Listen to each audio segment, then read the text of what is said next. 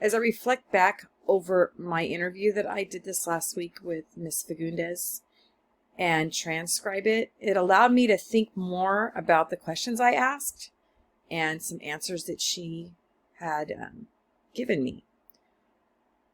Like, for instance, when I asked her, the exact question was, what is your experience working with students who exhibit difficult or challenging behaviors?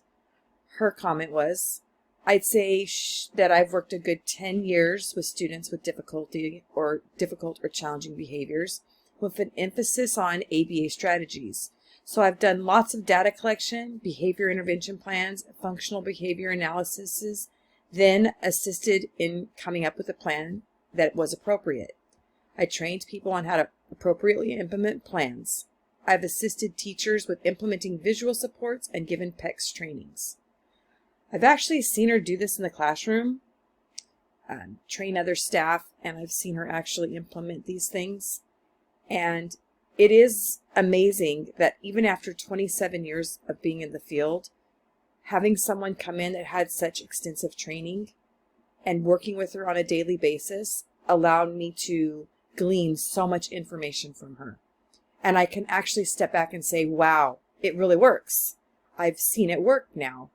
I've seen how she can pick apart a behavior, find the antecedent, and come to a conclusion on, well, was it to get attention? Was it to exclude himself from the activity? And she can come up with a plan on the fly, and it's pretty amazing. Then another question I asked her that kind of shocked me is that she didn't really go looking to be in the field of special ed with the emphasis on the behaviors. She actually went into the field as an 18-year-old, not really knowing what she was going to do, and started subbing and found out that she was good at it and she liked it. And her actual response was, I actually found out I was pretty good at it. And actually, she's really good at it. So that was a shock to me, because after watching her for the last 3 years, I'm kind of surprised that it wasn't something she really wanted to do in the beginning. She just found out she was good at it. Another question that kind of surprised me when I was looking into it was, how do you handle the parents? The actual question was, how do you handle challenging parents? Well, I've seen her do this also.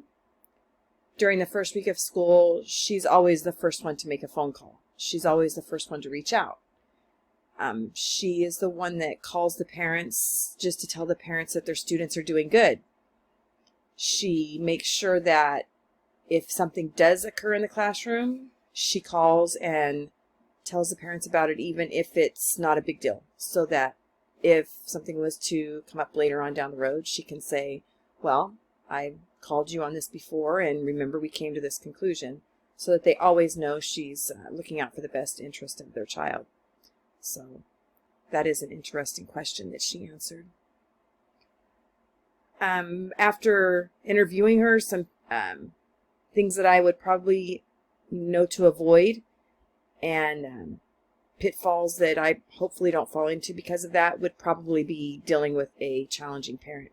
Because before this interview and before I worked with her, I never liked to be the one that had to talk with the parents. It made me nervous. I was always worried I was going to say something wrong, so I always tried to shy away from having that interaction. But since working with her and her actually pointing it out in her interview question, it was pretty interesting, because I now know that I can handle it. You just have to go about it in a different way. Her actual response to that question was, you always want to be the one to make the first phone calls. So even if they don't like me, I still reach out. I always let them know that I am there and I do the best I can. Documentation is always important, and calling them before they can call you is ideal. Because even if there is a situation, I can always go back and say, I call when situations like this have happened in the past, or remember in the past we've dealt with it this way. They know that I always contact them. So that made a big difference. That is something I will take with me and something I will always remember. She also had made the comment, let me look back here in my notes,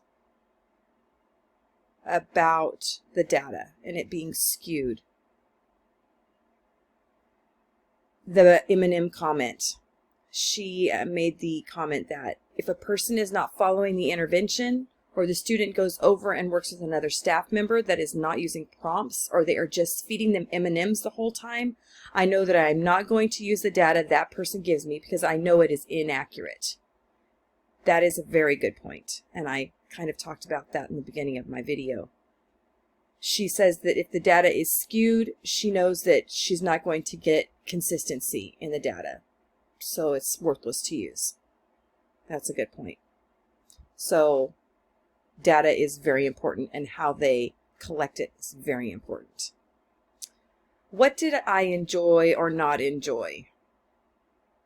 I would have to say that I did not enjoy asking questions about how she deals with physically aggressive kids, because that can be a touchy subject and handled differently with different instances.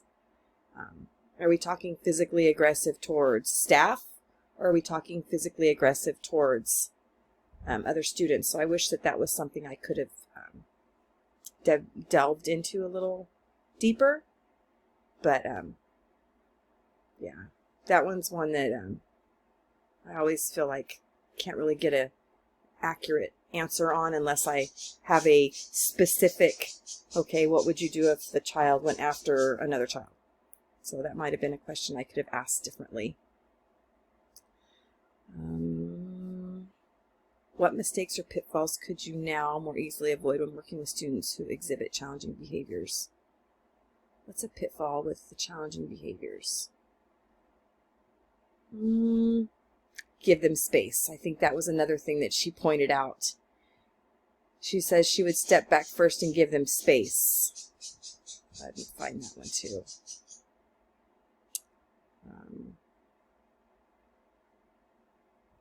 Let me double check it up here. She says she would keep her distance the best she can and really rely on ABA strategies and data collection to find out what could be causing the behavior.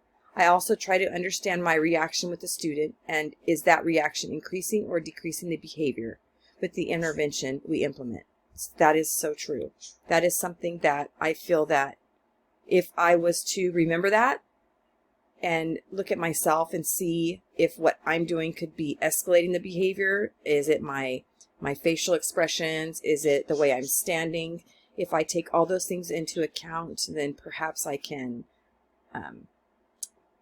make or cause the behavior to not become so huge. But as far as the interview, it was very interesting. I learned a lot of information, and in transcribing it, I was able to really look at the information that I collected.